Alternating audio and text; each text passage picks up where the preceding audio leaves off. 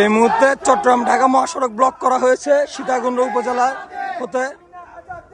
সীতাকুণ্ডের ছাত্র জনতা হাদি ভাই হত্যার কারণে আজ এই কর্মসূচি পালন করছে।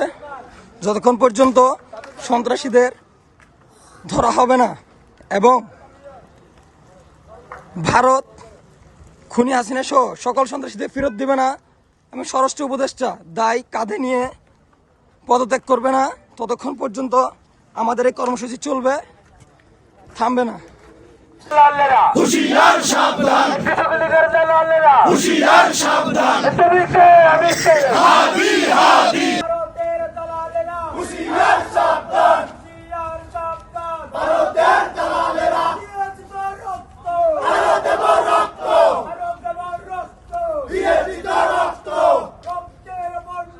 বেঁচে যাবে অন্যায়।